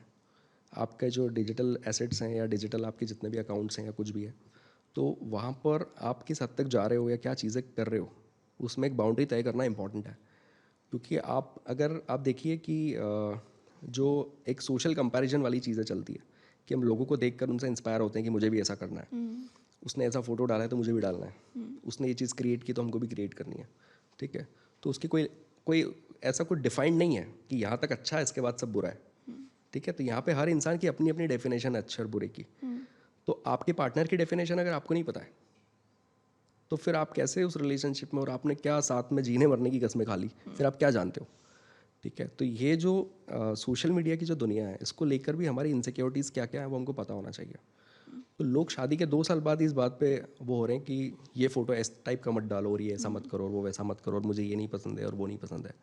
तो ये थोड़ी सी दिक्कत वाली चीज़ है। ये कम्युनिकेट की जा सकती है, क्योंकि there is too much communication these days. लोग इतना बातें करते हैं तो फिर ये सब चीज़ें भी क्यों नहीं बात कर लेते। आई थिंक काम की बातें नहीं करते लोग। इसलिए ऐसा बोलते हैं कि we are over communicating but under communicated. हम बातें बहुत कर रहे हैं पर हमको पता कुछ नहीं एक दूसरे के बारे में। ठीक है, हमारी इनसिक्योरिटीज़ नहीं पता है। एक कूल फैक्टर है जिसकी वजह से लोग अपनी इनसिक्योरिटीज़ नहीं बताते, क्योंकि मेल्स को खुद को ये लगता है कि कि अगर अगर मैं ये मैंने बता दूंगा कि मुझे ये चीज़ पसंद नहीं है तो ये अभी ये डिसाइड कर लेगी कि मैं नैरो माइंडेड हूँ, पर मुझे तो इसको जाने देना नहीं है। ठीक है, तो मुझे इसको जाने देना नहीं है, तो अभी वो सब चला लेगा शुरू में, क्योंकि अभी फैसिनेशन है ना, अभी तो उसको गोल की तरह देख रहा है जिसको अचीव करना है। बट एक बार वो आ गया घर में, फिर फिर हम चाहते हैं कि अब वो धीरे धीरे करके ये सीख जाए, वो सीख जाए, फिर हम उसको सारा ज्ञान देंगे वहाँ बिठा के। तो वो नहीं होता। इसलिए आप रिलेशनशिप में जा रहे हैं तो आपको अपनी बाउंड्रीज़ या आपकी इनसिक्योरिटीज़, ये सारी चीज़ें डिस्कस कर लेनी चाहिए। बिल्कुल। तो अगर ऑनलाइन किसी लड़की को अप्रोच करना हो अच्छे तरीके से, अच्छे इंटेंशंस के साथ, तो उसके लिए what tips would you give? मुझे ऐसा लगता है कि शादी का बहुत ज़्यादा डेकोरेटेड अप्रोच नहीं होनी चाहिए। बहुत ही इनोसेंस होना चाहिए। आपको बहुत ओरिजिनल रह के आप क्या चीज़ें सोचते हो, आप किसी चीज़ के लिए कितना सीरियस हो या आप क्या चाहते हो, ये बात आपको बोल देनी चाहिए। वो चीज़ नज़र आ जाती है जब लोग आपको लिखते हैं तो ओरिजिनल रहना, और आप किस तरह के इंसान हैं उसके हिसाब से आपने क्या लगता है कि मुझे किसी इंसान को बोलना चाहिए। अगर मुझे पता है कि ये लड़की है, इसके साथ मैं पूरी ज़िंदगी में जी सकता हूँ, तो अभी मेरे मन में क्या आ रहा है, मुझे बस वही बात लिख देनी चाहिए। तो लोग क्या करते हैं, वहाँ पर पिकअप लाइंस डालते हैं किसी तरह से उसको अटका लें, किसी तरह से उसको सेट कर लें। तो फिर वही है ना कि वो सब आर्टिफिशियल हो गया ना। फिर आपके अंदर की चीज़ें कहाँ हैं, और उसने भी आपको जिस बात के लिए पसंद किया वो आपकी रियलिटी तो थी ही नहीं। तो रियल रहना बहुत इंपॉर्टेंट है। अभी रियल नहीं है हम लोग, ना ऑनलाइन डेटिंग में, ना सोशल मीडिया पे, ना मैट्रिमोनियल साइट्स पे। आपके लिए बिगेस्ट ग्रीन फ्लैग्स या रेड फ्लैग्स अगर आपको बोलने हो कि एक इंसान में, वो क्या होने चाहिए? लोगों को क्या देखने चाहिए? मुझे लगता है कि एक बंदा जो जेंटलमैन है, जो बोल्ड है in terms of decision making, कि जो अपनी ज़िंदगी के फैसले खुद लेता है, मम्हाज बॉय नहीं है ठीक है। जो फुल ऑफ लाइफ है, जो चीज़ों को एक्सप्लोर करना पसंद करता है और एम्बिशियस है, जो आज जहाँ भी है उससे ज़्यादा बड़ी जगहों पे जाने के लिए मोटिवेटेड है, ये एक हाई वैल्यू पार्टनर हो सकता है। High value man. हाँ, लड़कियाँ बेसिकली किसी लड़के से मिलती है तो उनके सवाल ये होते हैं कि जब लड़का पूछ रहा है कि आप किस तरह का लड़का देख रही हो, एक ऐसा लड़का जो मुझे प्यार कर सके, अंडरस्टैंड कर सके, केयर कर सके। तो यार उधर बैठ के कोई मना थोड़ी करेगा कि प्यार तो मैं दे नहीं पाऊंगा, केयर मांग ली तुमने तो वो तो पॉसिबल ही नहीं है, ऐसा तो होगा नहीं ठीक है। तो आप क्या बातें कर रहे हो जब आप अरेंज मैरिज के लिए लड़का देखने जा रहे हो, आप उसको क्या पूछ रहे हो, क्या देख रहे हो, ये बहुत सोचने वाली बात है। तो आपको ये चीज़ें देखनी चाहिए कि वो उस आप अपफ्रंट पूछ सकते हो ना। अरेंज मैरिज की भी एक ब्यूटी है कि आप अपफ्रंट कितनी भी बड़ी चीज़ पूछ सकते हो बिना किसी झिझक के कि कोई क्या सोचेगा। आप बोलिए ना उसको कि भाई मेरे को ममाज बॉय नहीं पसंद है, मुझे कहीं जाना है और वो उसकी मम्मी या पापा से आके पूछ रहा है कि ये ऐसा कह रही है। I don't want that. ऐसे लोग हैं दुनिया में जिनके दादा एक दुकान चलाते थे, फिर पापा ने चलाई, आज वो भी वही चला रहे हैं। एम्बिशियस नहीं है, जो चल रहा है चल रहा है। ऐसे लोगों से थोड़ा बचना चाहिए, बहुत बोरिंग जीवन हो जाएगा। ठीक है, इनको अपनी फिटनेस की, अपनी लाइफ की, किसी चीज़ की परवाह नहीं होती। ऐसे लोग जो बहुत रिस्ट्रिक्टेड होते हैं, एक्सप्लोर करने वाला, यानी कि फुल ऑफ फन नहीं है, फुल ऑफ लाइफ नहीं है, चीज़ें एक्सप्लोर करना पसंद नहीं है, तो उनके साथ ज़िंदगी बहुत रिस्ट्रिक्टेड हो सकती है। और जेंटलमैन होना चाहिए ऑफ कोर्स, वो चीज़ें नज़र आ जाती हैं। तो ये बातें खुलकर पूछने में क्या दिक्कत है, आप पूछ सकते हो, ये बात करनी चाहिए। वैसे ना अम, ऐसा मैंने नोटिस किया है कि एक लड़का और एक लड़की, इन दोनों की ना EQ बहुत डिफरेंट होती है। जो इन लोगों का इमोशनल क्वोशंट और इमोशनल नीड्स भी जो होती हैं एक रिलेशनशिप में, वो बहुत डिफरेंट होती हैं। कि शायद लड़की को ज़्यादा केयर, ज़्यादा एफर्मेशन, ज़्यादा रीअश्योरेंस, ज़्यादा डिस्प्ले ऑफ अफेक्शन चाहिए होता है in comparison to a man, right? और काफ़ी बारी क्योंकि EQ लेवल्स थोड़े ऊपर नीचे होते हैं, it creates an imbalance in the relationship. So how does one navigate that? तो बेसिकली EQ का डिफरेंस नहीं है वो डिफरेंस है इमोशंस की समझ की। ठीक है, तो लड़कियों को इमोशन की ज़्यादा समझ है लड़कों के कंपेयर में। इसलिए आप देखना कि अगर मैं अपनी मम्मी के सामने झूठ बोलूँगा तो पकड़ लेती है एक बार में। इनफैक्ट मम्मी को अगर फ़ोन पर भी झूठ बोल रहा हूँ तो वो वॉइस मॉड्यूलेशन में भी डिफरेंस समझ जाती है, जबकि पापा ऐसा नहीं है, उनके नहीं समझ में आती। एक किस्सा है, मतलब ऐसा कि जैसे मम्मी पापा के रिलेटिव की शादी में थे 2 दिन के लिए, वहाँ से जब वापस आए तो मैंने पूछा कि पापा शादी कैसी थी। बोलते बहुत अच्छी शादी थी, अरेंजमेंट अच्छे थे, कैटरिंग बढ़िया, पार्किंग के अरेंजमेंट अच्छे थे, खाना वाना अच्छा था, टाइम से बारात आ गई, टाइम से विदाई हो गई, एवरीथिंग वाज गुड, बढ़िया शादी रही, परफेक्ट।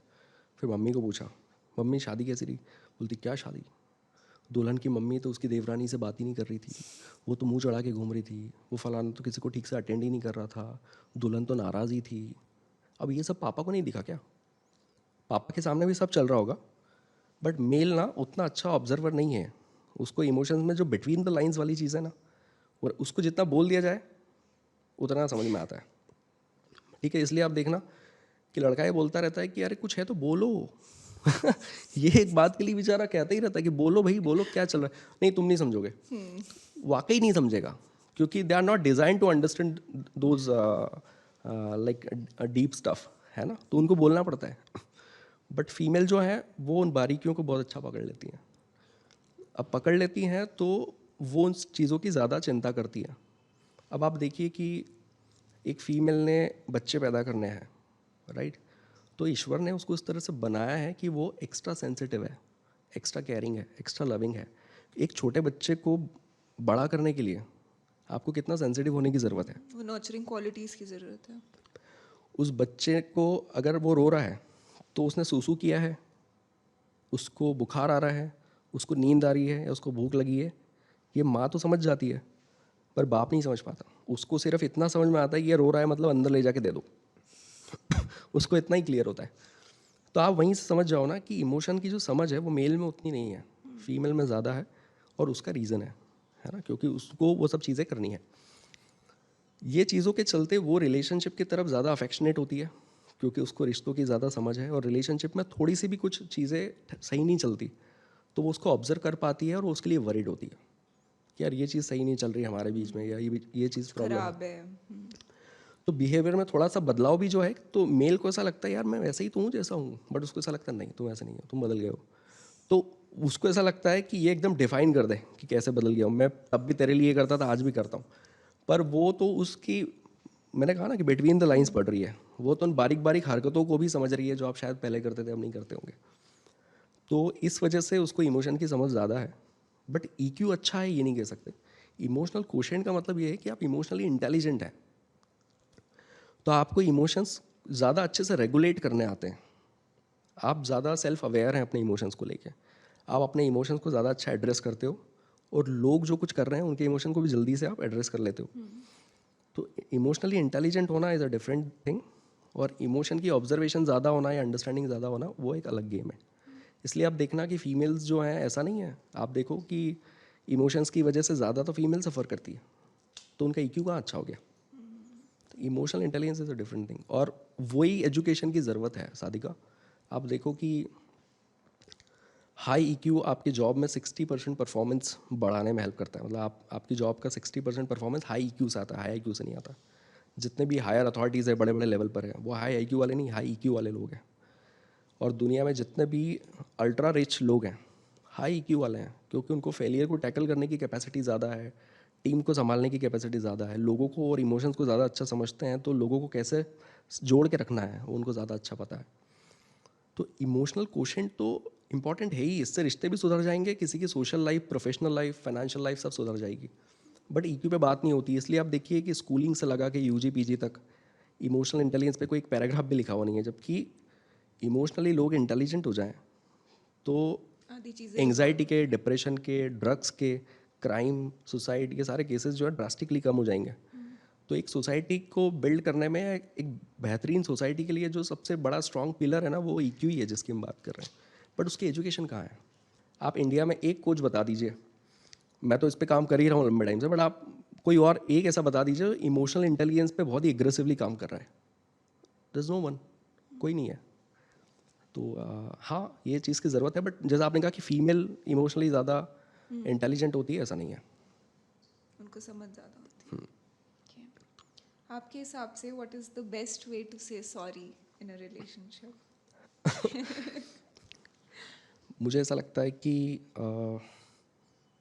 पहले तो सॉरी का मतलब शायद ये होता है कि मुझे खेद है, मुझे दुख है कि तुम ऐसा मैं फील कर माफ़ी रही हो। मांगता हूँ अपनी गलती के लिए, एहसास है। तो अपोलोजाइज़ करने का जो सबसे सही तरीका है शायद वो ये है कि आपने कितना क्वालिटी टाइम दिया उस चीज़ के लिए, या आपने कितना पेशेंस रखा उस चीज़ को हील होने के नाम पर। ठीक है, आप लोगों के पास जाकर बैठते हैं, उनका हाथ पकड़ रहे हैं, उनको गले लगा रहे हैं, वो रो रहे हैं, उनको समझा रहे हैं, आप भी रो रहे हैं, राइट। तो आप कितना पर्सनल टच देते हैं वो इम्पॉर्टेंट होता है। बट कैसा हो गया कि सॉरी बोलना है या लव यू बोलना है या थैंक यू बोलना है, ये सब इतना सस्ता हो गया है सोशल मीडिया व्हाट्सएप की वजह से टाइप कर दिया भेज दिया, मतलब कोई सेंटिमेंट नहीं Genuine भी इन्वॉल्व नहीं है, करते। सेंटिमेंट्स नहीं है, तो इमोशंस तो डाइल्यूट ही हुए ना। आप देखिए अब सॉरी वैसे फील नहीं कर रहा है इंसान के 3 घंटे से बैठा हुआ है, वो आएगी फिर मैं उससे बात करूँगा, उसका हाथ पकड़ूंगा, उसके पैर में बैठ जाऊँगा, ऐसा तो कुछ है ही नहीं। तो मेरे ख्याल से इमोशंस को एक्सप्रेस करने की जो पहले जो परंपराएं थी अब वो नहीं है। उसकी वजह से फ्लक्चुएशन बहुत फास्ट है, इंसान को कोई अच्छी लग गई और सीधा प्यार हो जाता है ना। इंसान को कोई किसी से थोड़ा सा प्रॉब्लम हुआ तो सीधा ब्रेकअप कर लेगा, नफरत हो जाएगी। इंसान थोड़ा सा पैसा कमा लेता है तो जाके एकदम कोई चीज़ महंगी खरीद के ले आएगा। मतलब आप देखिए कि इमोशंस टैकल नहीं कर पा रहे लोग, वो बिहेवियर को टैकल नहीं कर पा रहे।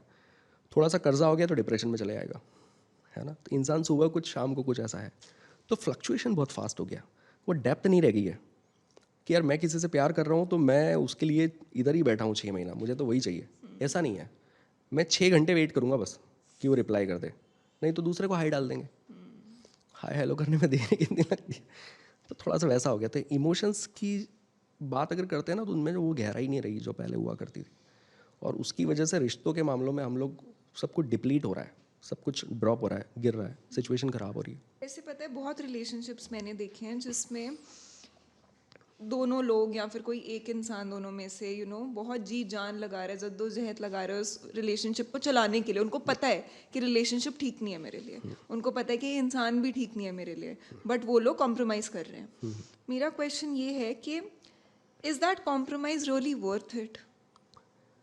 अगर सर्टेनिटी वाला व्यक्ति है तो उसको इस बात से नहीं मतलब है कि उसको क्या अच्छा मिल सकता था, उसको इस बात का डर है कि अगर ये चला गया और सामने वाला दूसरा ऐसा नहीं आया तो ज़िंदगी और ख़राब, तो वो उधर ही रहता है, वो उधर हाथ पैर मारते ही रहेगा। बट वो दूसरा ये भी होता है कि लोगों ने इमोशंस इन्वेस्ट किए हैं। आप देखिए कि एक टर्म होती है जिसको कहते हैं सोशल कैपिटल। मान लीजिए ये बिज़नेस है, इस बिज़नेस के अंदर आपने 50 लाख रुपए डाले हैं, तो ये जल्दी से क्विट करने देंगे क्या आप? अगर ये नहीं भी चल रहा है तो आप ज़्यादा हाथ पैर मारेंगे, आप ज़्यादा मेहनत करेंगे। वैसे ही जब हम एक सोशल कैपिटल बिल्ड करते हैं, यानी कि एक सर्कल ऑफ कॉन्फिडेंस, ऐसे लोगों का सर्कल जो विश्वसनीय है आपके, जिनसे आप अपनी ज़िंदगी की हर अच्छी बुरी चीज़ शेयर करते हैं। ऐसे कितने ही लोग होते हैं, 2 4 5 लोग होते हैं, हमारे पेरेंट्स होते हैं, 1 2 भाई बहन हैं, 1 2 कोई फ्रेंड्स हैं और गर्लफ्रेंड बॉयफ्रेंड है। तो कई सारे लोग ऐसे होते हैं जिनके मम्मी पापा, उनके भाई बहन, वो लोग भी उस सर्कल में नहीं है, क्योंकि उन्होंने सिर्फ एक ही इंसान में इन्वेस्ट किया है ना। उन्होंने अपनी ज़िंदगी के 4 साल उसी के साथ बिताए हैं, उसी के साथ क्लास बंक मारी है, उसी के साथ लाइब्रेरी में जाके बैठे हैं, उसी के साथ शॉपिंग की, उसी के साथ मूवी देखी, उसके साथ घूमे, उसके अलावा उनको दुनिया में कोई नहीं है। अब ये व्यक्ति अगर अचानक से किसी दिन ज़ीरो हो जाए या बाहर चले जाए तो ये तो बैंकरप्ट हो जाएगा ना। तो ये इंसान नहीं चाहता कि ये जाए, ठीक है, क्योंकि उसने इतना इन्वेस्ट कर दिया रिलेशनशिप में। तो ये तो होता ही है कि जिन लोगों ने ज़्यादा इन्वेस्टमेंट किया है रिलेशन में, वो एकदम से लेट गो नहीं करते। और ये चीज़ दोनों तरफ से हो जाए तो बात ही कुछ और हो जाए, बट एक तरफ से होती है तो हमको ऐसा लगता है कि तू भी मत कर, तुझे क्या पड़ी है। बट तू भी मत कर, तुझे क्या पड़ी है, वो तो इसलिए कर रहा है क्योंकि उसको ये दिख रहा है कि इसके जाने के बाद मेरा क्या हाल होगा। मतलब मेरे पास तो कोई है ही नहीं जिसके कंधे पे सर रख के रो सकूँ, तो वो तो यही करेगा। तो इसके लिए ज़रूरी ये नहीं है कि सामने वाले को हम ब्लेम करें या वो सामने वाला अच्छा हो या उसको कैसे चेक करें। ज़रूरी ये है कि आपका सोशल कैपिटल कितना बड़ा है उस इंसान के साथ। हाँ, उस इंसान के साथ या उस इंसान के अलावा आपकी ज़िंदगी में कितने ऐसे लोग हैं। जैसे 2 लोग हैं, एक ऐसा है जिसका 10 12 लोगों का बहुत अच्छा सर्कल है, उसके पेरेंट्स उसके सोशल कैपिटल का हिस्सा, उनके साथ उसके रिलेशन बहुत अच्छे हैं, भाई बहनों के साथ अच्छे हैं, 2 4 5 दोस्त हैं उनके साथ बहुत अच्छे हैं, और रिलेशनशिप भी है। ये सब उसकी सर्कल है, यानी कि इसके अच्छे और बुरे में इतने लोग एनी टाइम रेडी हैं, खड़े हैं इसके लिए। और एक व्यक्ति है जिसके लिए सिर्फ बॉयफ्रेंड ही था, उसी को ही अपनी दुनिया बना अब रखी। दोनों के ब्रेकअप हुए हैं, कौन जल्दी कोप अप करेगा बताइए। जिनके पास सोशल क्यों? कैपिटल क्योंकि वो लोग उसे अच्छा फील कराने की कोशिश करेंगे, उसको समझाएंगे, मोटिवेट करेंगे। वो लोग इस बात का ध्यान रखेंगे कि ये थोड़ा अच्छा महसूस करे, यहाँ से निकले, उसको मोटिवेट करेंगे और सब कुछ होगा। तो आपका सोशल कैपिटल जो है ना, वो इंपॉर्टेंट की है। अगर सोशल कैपिटल छोटा है ना तो आप लोगों के पैरों में गिर जाएंगे। अगर आप चाहते हो ना कि कोई व्यक्ति इतना भी फॉर ग्रांटेड ना ले आपको, तो you need a good social capital, ताकि आप लोग अगर चले भी जाएं ज़िंदगी से आपके, तो आप एकदम रोड पे ना आ जाएं, बैंकरप्ट ना हो जाएं। ये वैसी बात है कि आपने 50 लाख ही था और सारा की सारा एक ही बिजनेस में डाल दिया और वो बिजनेस बंद हो गया, तो आप बैंकरप्ट ही हो गए। तो वो इम्पॉर्टेंट होता है कि हमारे पास ज़्यादा लोग हो जिनके साथ हम लोग अपने इमोशंस शेयर करते हैं, तो उससे उसको कोप अप करना थोड़ा ईजी हो जाता है। तो अब जैसे कोप अप की बात आई और ब्रेकअप की बात आई, how does one get over a breakup? How does one cope with a breakup? Relationship में जैसे सपोज ए पॉइंट है जहाँ पर आपका ब्रेकअप हो गया, ठीक है, आपकी ज़िंदगी का कोई भी दुख है, वो रिश्ता टूट जाए या कोई फाइनेंशियल लॉस हो जाए, कोई इंसान इस दुनिया से चला जाए, ए पॉइंट है सपोज वो। फिर एक पॉइंट आता है बी पॉइंट, जहाँ पर आप ये सोचना शुरू करते हो कि यार अब चला गया तो क्या करें। जॉब जॉब तो नहीं छोड़ सकते, जॉब तो करना पड़ेगी, दोस्त बुला रहा है तो उससे मिलने तो जाना पड़ेगा, उसको कब तक सजा दूंगा, है ना। कोई कह रहा है कि चल बाहर कुछ खाने चलते तो जाना ही पड़ेगा, कोई कह रहा है कि चलो ये करते हैं तो करना ही पड़ेगा। तो ज़रूरी काम जितने भी आपके लाइफ में, वो ज़रूरी डिसीजन जिस दिन आपने लेना शुरू कर दिया, वो पॉइंट बी है, और उसी को मूव ऑन करना कहते हैं, है ना। लोग इस टाइम को स्ट्रेच कर देते हैं, वो लाइक एक्सेप्टेंस नहीं है उनके अंदर, है ना। मतलब आप किसी का ब्रेकअप हुआ और उसको बोल रहे हैं कि चलना थोड़ा घूम के आते हैं, नहीं जाना, चल उससे मिल के आते हैं, नहीं मिलना, चल ये खा लेते हैं, नहीं खाना। ये सारा वो क्या कर रहा है, डिसीजंस ले रहा है कि किसी ने कुछ पूछा उसको डिसाइड करना है कि क्या करूँ, और वो डिसीजन क्या ले रहा उस पर डिपेंड करेगा कि वो कितना जल्दी वहाँ से बाहर आएगा। अगर उसने इस बात का डिसीजन लिया कि हाँ मुझे पानी पूरी खानी पसंद है तो चलो खा के आते हैं, मुझे मूवीज़ देखना पसंद है तो चलो देखते हैं, मुझे अपने फैमिली वालों के साथ टाइम स्पेंड करना है, पेट्स के साथ टाइम स्पेंड करना है, मेडिटेट करना है, वर्कआउट करना है, थोड़ा शाम सुबह की धूप में बैठना है, म्यूज़िक सुनना है, ये सब चीज़ें करनी है। तो वो चीज़ें जितनी ज़्यादा आप कर रहे हैं उतना जल्दी आप बाहर आ जाएंगे, यानी कि बी पॉइंट पे आ जाएंगे। और बी पॉइंट पे आने के बाद एक होता है सी पॉइंट, जहाँ पर डिसएम्पावर हो गई वो फीलिंग्स कि अब उसके बारे में सोच भी रहे थे, ऐसा लग रहा है ठीक है यार छोड़ो, फर्क नहीं पड़ रहा, है ना। वो इंडिफरेंस वाला पॉइंट आ चुका है वो थोड़ा। अपने आप आ जाता है, वो टाइम के साथ होता है। बट जितना लेट बी होगा सी भी उतना ही लेट होगा। तो लोगों को क्या लगता है ना, सी पॉइंट जो है ना वो मूव ऑन होता है, जहाँ पर फ़र्क पड़ना बंद हो जाए। अरे फ़र्क पड़ना कैसे बंद हो जाएगा यार, आपने प्यार किया किसी इंसान को, आपने अपनी ज़िंदगी के इतने साल उसके साथ दिए हैं, इतना हसीन टाइम था जो आपने उसके साथ बिताया है, ऐसे कैसे 4 दिन में फ़र्क पड़ना बंद हो जाएगा। फिर तो वो प्यार ही नहीं था अगर इतना जल्दी बंद हो जाए। तो दुख तो होगा, बट आपने ज़रूरी डिसीजन लेना स्टार्ट कर दिया, मतलब यू हैव मूव्ड ऑन। वो लोग नहीं करते, उसको डिले करते रहते हैं, काम नहीं करेंगे, लोगों से मिलना जुलना, ये वो सब कुछ। तो वो इंपॉर्टेंट है चीज़ें कोप अप करने के लिए। अब जैसे मैंने कहा कि धूप में बैठना सुबह शाम को एंडोर्फिन रिलीज़ करता है, स्पोर्ट्स या फिजिकल एक्टिविटी एंडोर्फिन रिलीज़ करती है, हैप्पी हार्मोन है, अच्छा फील करवाता है। अपनी पसंद की चीज़ें खाइए, आप किसी पैट के साथ मस्ती कर लीजिए, ऑक्सीटोसिन रिलीज़ होता है, फैमिली वालों के साथ बैठिए, ऑक्सीटोसिन रिलीज़ होता है, किसी को जाके गले लगाइए, non sexual physical touch, oxytocin release होता है। डोपामिन, कोई चप्पल टूटी हुई है तो उसे लेके जाइए मोची के पास और सही करा के लाइए। ऐसे काम जो बहुत टाइम से पेंडिंग थे उनको फिनिश करिए, है ना। रिवॉर्ड केमिकल होता है डोपामिन, वो रिलीज़ होता है, अच्छा लगता है। तो ये सब चीज़ों से आप अच्छा फील करना शुरू करते हो, चाहे थोड़ी थोड़ी देर के लिए, बट वो आपको हेल्प कर देता है वहाँ से बाहर आने में। बट लोग ना ये सारे डिसीजन नहीं लेते, वो अपने आप को आइसोलेट कर लेते हैं। और डोपामिन रिलीज़ करने का एक और तरीका है कि आप सुट्टा मारिए दारू पीजिए, बट उससे होपलेसनेस क्रिएट होती है। तो दो चीज़ डोपामिन दे सकती बिल्ड है। कर रहे हो आप। हाँ, दो चीज़ डोपामिन दे सकती है, एक तो पॉर्न भी दे सकता है, अल्कोहल भी दे सकता है, सिगरेट्स भी दे सकती है, और दूसरा आप कोई प्रोजेक्ट पड़ा उसको उठा के ख़त्म कर दीजिए और आपको ऐसा लगेगा कि कुछ अचीव किया, तो रिवॉर्ड केमिकल है। बट इधर होपलेसनेस क्रिएट होगी, ये व्यक्ति डिप्रेसिव हो जाएगा, इसको सुसाइडल थॉट भी आने लग जाएंगे, इसको रोना और उस ज़िंदगी में जीना अच्छा लगता है। क्योंकि अल्कोहल की टेंडेंसी है कि आप जो भी इमोशन एक्सपीरियंस कर रहे हो उसको पुश कर देता है। आप बहुत खुश हैं और 2 पैग मार लीजिए, आपकी खुशी ऐसी बढ़ जाएगी कि आप उछलने लगेंगे। एम्पलीफाई हो जाएगी। अगर आप बहुत नाराज़ हैं और 2 पैग मार लीजिए तो आप रोने लगेंगे, ठीक है। तो जब दुखी हैं या परेशान है तो उस तरह की चीज़ों का हेल्प लेना नहीं चाहिए, क्योंकि उस पॉइंट पर वो आपको अच्छा फील करा देती है, बट उस इमोशन में आपको आगे पुश कर देती है, तो वो होपलेसनेस और डिप्रेशन की तरफ आपको ड्राइव करता है। तो ऑक्सीटोसिन, सेरोटोनिन, एंडोर्फिन और डोपामिन हैप्पी हार्मोन है। इसके लिए इंटरनेट पे जाइए, सर्च करिए क्या क्या खाने से ही ये पैदा होते हैं और क्या क्या एक्टिविटीज़ करने से ये चीज़ें निकलती है। उन एक्टिविटीज़ को ज़्यादा करने की कोशिश कीजिए, ना सिर्फ ब्रेकअप बट ज़िंदगी का कोई भी सेटबैक है, उन एक्टिविटीज़ में ज़्यादा अपने आप को डालिए। हफ्ते 2 हफ्ते में ही आप वहाँ से बाहर आ जाएंगे, बस। और आपने नोटिस किया लोग जब ब्रेकअप के फेज में होते हैं, फिर when they going through a breakup, तो वो लोग सैड सॉन्ग्स बहुत सुनते हैं। वो उस दुख को पुश कर देती है ना। एक वैलिडेशन सा नज़र आता है कि जो चीज़ आप फील कर रहे हो वो उसी को गा रहा है, उसमें म्यूज़िक ऐड कर दिया, अच्छा लग रहा है।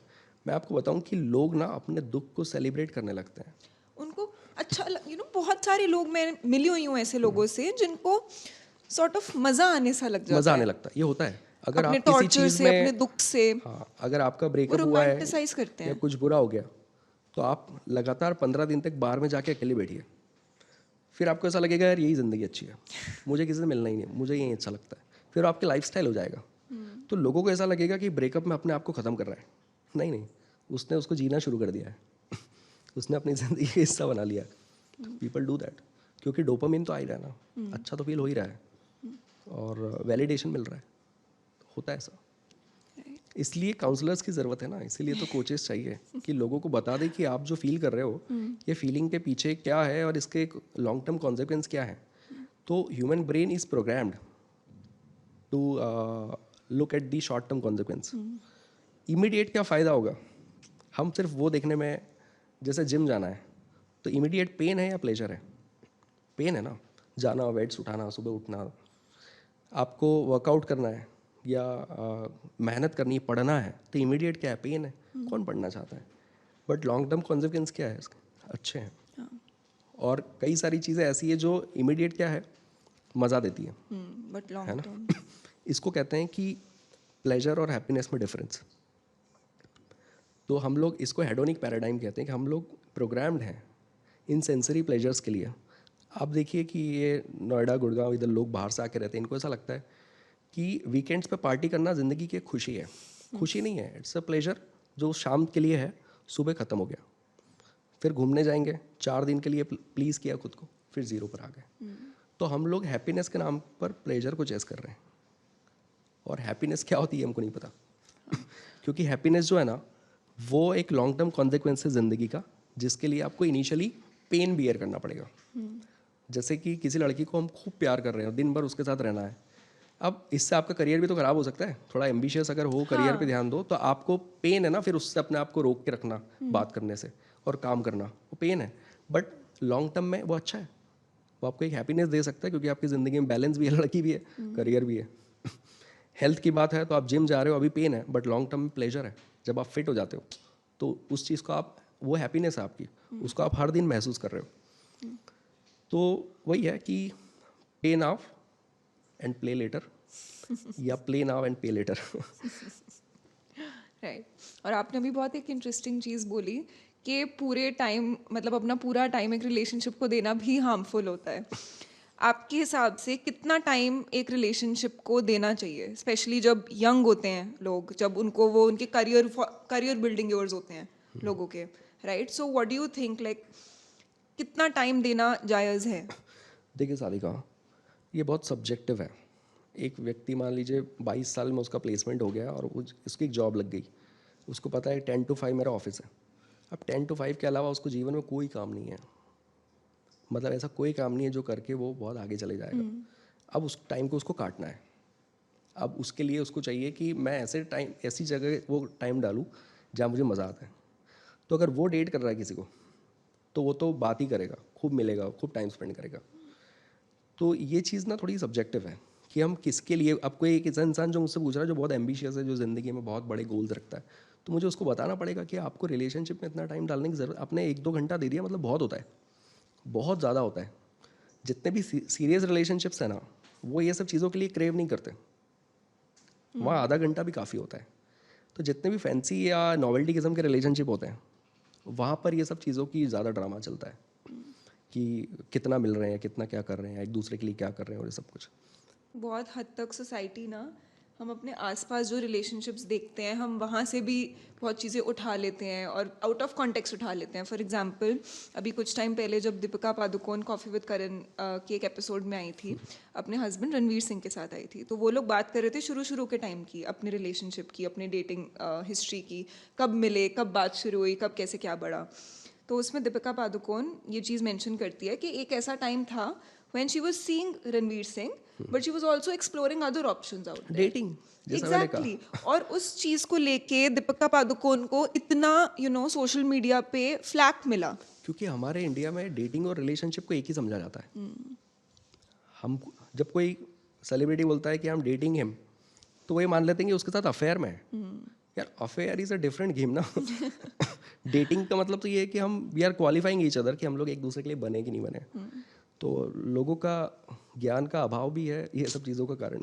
हाँ, और बिना जाने आई थिंक वो ज़्यादा अज्यूम कर लेते हैं उस हाँ मोमेंट हाँ में। बिल्कुल। फॉर एग्जाम्पल अभी जैसे एक और कपल है जो काफ़ी न्यूज़ में रहता है, वो है युजवेंद्र चहल और धनश्री का, राइट। तो उन दोनों की रिलेशनशिप भी ऐसे पोर्ट्रे हो चुकी है सोशल मीडिया पे कि बहुत सारे लोग धनश्री को पॉइंट आउट करते हैं या फिर कॉल आउट करते हैं क्योंकि she makes content with a lot of other people, right. She is a dancer, तो वो अपना अपनी रील्स बनाती हैं या फिर कंटेंट पुट आउट करती हैं और लोगों को ज़्यादातर ये चीज़ें नहीं पसंद आती। तो ऐसे में वो लोग बहुत ज़्यादा इसके ऊपर बहुत सोशल कमेंट्री है, राइट, सोशल मीडिया प्लेटफॉर्म्स पे। तो if a guy finds himself in a similar position, for example as a Yuzvendra Chahal, के जहाँ पे वो स्ट्रगल कर रहा है कि मेरे को अपने पार्टनर से प्यार है, मैं उसको वो फ्रीडम देना चाहता हूँ, बट यहाँ से सराउंड साउंड भी आ रही है बहुत ज़्यादा लोगों की बोलचाल, मतलब बोली इसलिए भी। इसलिए आप देखिए कि स्टारडम को हैंडल करना या फिर एक सोशल फिगर होना वो एक अलग चीज़ होता है शादी का, उसकी अपनी रिस्पॉन्सिबिलिटीज़ होती है। तो आप शाहरुख खान को देख लीजिए, है ना, वो कितना कैलकुलेटिव है, किसी चीज़ को बोलना, कितना बोलना, कहाँ तक बोलना, क्या करना क्या ना। शाहरुख खान कभी ऐसा नहीं मिलेगा कि मुझे जो करना है करो, तुम भाड़ में जाओ, ऐसा नहीं बोलेगा वो। ठीक है, वो इतना बड़ा फिगर बनने के बाद ये नहीं कहता है कि मुझे लोगों से मतलब नहीं है। अब जब लोग आपको देखते हैं और आपसे इंस्पायर होते हैं तो फिर आप एक, कहते हैं ना कि एक बड़े रोल रिस्पॉन्सिबिलिटी के साथ होती एक है। बड़ी रिस्पॉन्सिबिलिटी आ जाती है। तो या तो इन लोगों का पीआर फेल हो जाता है कि लोग अगर आपकी ऐसी रेपो बिल्ड कर रहे हैं सोशल मीडिया पे, तो या तो आप चाह ही रहे हो, या तो धनश्री चाहती है ऐसा कि कितनी भी कंट्रोवर्सी मिले मैं पॉपुलर हो जाऊँ, या तो ये है, या फिर उन्हें ये चीज़ फिगर आउट नहीं हो रही है कि अगर ये नेगेटिव नैरेटिव बिल्ड हो गया है तो इसको हम कैसे टैकल करें या इस बिल्ड को हम कैसे तोड़ें। तो हम वो तोड़ना नहीं चाहते, हम तो ऐसे ही रहेंगे। तो फिर आपको अब झेलना तो पड़ेगा ना। अब सब कुछ तो अपने मन की नहीं हो सकती, या तो आप पब्लिक के सेंटीमेंट को समझो वो कैसे सोचती है और उस अकॉर्डिंगली चीज़ें प्रोजेक्ट कर दो, तो नैरेटिव टूट जाएगा, डाइल्यूट हो जाएगा 4-6 महीनों में। बट आपको करना वही है जो आप करते हो, और लोग ऐसा ना सोचे तो ये पॉसिबल नहीं है। अब इंडिया में रह रहे हो तो आपको इंडिया का सिस्टम समझ में आना चाहिए ना कि ये लोग यहाँ कैसे सोचते हैं। अब आप कह दो कि लोग बुरे हैं, हाँ तो चलो बुरे ही सही, या तो आप इस बात को माइंड ही मत करो कि लोग ऐसा कहते हैं, या अगर आपको फ़र्क पड़ता है तो अपने आप को सही से प्रोजेक्ट करो कि आपकी वैसी इमेज ना बने। तो थोड़ी देखने वाली चीज़ है। मतलब मुझे नहीं पता कि सच में सच क्या है, बट आप सेलिब्रिटी बनते हो या जब स्टारडम आती है तो आपको हर चीज़ टैकल करते आनी चाहिए, और इसीलिए हर व्यक्ति स्टार नहीं बन पाता। पॉपुलर बहुत लोग हो जाते हैं, स्टार नहीं बन पाते, क्योंकि पब्लिक के सेंटिमेंट को समझना, उसके हिसाब से अपने आप को पूरे टाइम कैरी करना, चीज़ें डिलीवर कर पाना, ये हर किसी के बस की बात नहीं है। तो लोग पिट भी जाते हैं सब चीज़ों में, हो जाता है। बट ये चीज़ें पता है नॉर्मल रिलेशनशिप्स में भी होती हैं कि एक इंसान को मतलब उसके पार्टनर के बारे में जब दूसरे लोग उसके आसपास के बहुत कुछ बोलने लग जाते हैं, तो फिर वो प्रेशर फील होने लग जाता है एक इंसान को कि मैं अगर उसको कुछ बोलूँगा, अपनी पार्टनर को कुछ बोलूँगा तो उसको लगेगा कि मैं कंट्रोल कर रहा हूँ। बट यहाँ से और अगर नहीं बोलूँगा तो उनकी ये वाली बातें जो मेरे आसपास के दोस्त मेरे को बोल रहे हैं वो भी मेरे को अंदर अंदर खा रही हैं कहीं ना कहीं। तो ये चीज़ कैसे ये तो हो टैकल गई करनी ना, चाहिए? ये तो हो गई। अब मान लीजिए मेरी वाइफ है, मेरी वाइफ का जो रहन सहन है कुछ ऐसा है जो उस बैकग्राउंड में जहाँ मैं रहता हूँ वहाँ के लोगों को पसंद नहीं आता, तो वो तो उल्टी बात करेंगे। तो क्या होता है ना कि आपको ये समझना ज़रूरी है कि आप किस बैकग्राउंड से आते हो या आप कहाँ पर हो, है ना। जहाँ पर हो और जिस बैकग्राउंड से आते हो ना उस हिसाब से पहनावा भी चेंज हो जाता है शादी का। आप छोटे कपड़े पहन कर दिल्ली मुंबई में रह रहे हो, बट आप किसी 3 टियर सिटी में जाके वो कपड़े नहीं पहन, आप खुद ही नहीं पहनोगे, ऐसा नहीं कि कोई रोक रहा है, आप ही नहीं पहनोगे। क्यों? वहाँ लोग ख़राब रहते हैं क्या छोटी जगहों पे? गंदे लोग हैं क्या, घटिया लोग हैं क्या? ऐसा तो नहीं है। हर जगह की अपने कल्चर है, अपनी वैल्यूज़ है, अपनी चीज़ें हैं, अपने अपने सेंटिमेंट्स हैं। तो आपको ये बात तो पता है कि हर जगह के हिसाब से कल्चरल डिफरेंसेस पढ़ाए जाते हैं। आपको पता है एमबीए में कि जो चीज़ इंडिया में चलती है वो दुबई में नहीं चलती, और दुबई में जो चलता है वो यूरोपियन कंट्रीज़ में नहीं चलता। तो कल्चरल डिफरेंसेस तो पूरी दुनिया में है, सिर्फ इंडिया में ही थोड़ी ना। और उन डिफरेंसेस के हिसाब से हमको रहते आना चाहिए, नहीं तो हमको नेगेटिविटी जो है फेस करना पड़ेगी। तो एक व्यक्ति जो सपोज़ दिल्ली या नोएडा में रहा है और उसके बाद किसी 2 टियर में जाके शादी कर लेगा, और वो चाहता है कि अब मैं दिल्ली या नोएडा वाले कल्चर के हिसाब से यहाँ रहूँगा, तो उसको तो लोग फिर मतलब नहीं करेंगे, उसको तो नेगेटिविटी, वो रेज फेस करना ही पड़ेगा। तो आपको कल्चरल डिफरेंसेस समझना चाहिए और उसके हिसाब से अपने आप को ढालते आना चाहिए। पता है काफ़ी बारी ना ऐसा होता है कि कोई इंसान कल्चर नहीं चेंज करना चाहता होता है, इंसान सिर्फ ये चाहता होता है कि मैं जिससे प्यार करता हूँ वो मेरे लिए स्टैंड ले ले। बट उसको भी तो वहीं रहना है। हाँ. वो स्टैंड ले लेगा तो वो भी उस गेम के बाहर हो जाएगा, फिर उसकी भी बारे में बातें होने लग जाएंगी। पर कैसा होता है सादिका कि ये नैरेटिव बड़ा गंदा है। अगर लोग ये बोलें किसी को कि यार मतलब सपोज मैं और मेरी वाइफ के बारे में ये बात हो कि यार वो तो बहुत चालू है, वो तो ऐसा करती है, वो तो वैसा करती है, ठीक है, तो मैं उसका क्या स्टैंड लूँ? मतलब ये चीज़ तो मैं सुनना ही नहीं चाहता ना। और मुझे पता है कि उस कल्चर में तो लोग ऐसा बोलेंगे ही अगर वो ऐसे रहेगी तो, है ना। अब वो सही है कि गलत वो बात नहीं है, बात यह है कि हमको रहना वहाँ है। तो मुझे अपनी वाइफ को ही समझाना पड़ेगा कि यार तुम थोड़ा ध्यान रखो। मतलब यहाँ के लोगों की जो सोच और समझ है। सादिका मैं बहुत छोटी जगह से आता हूँ, है ना, बहुत छोटा सा गाँव है।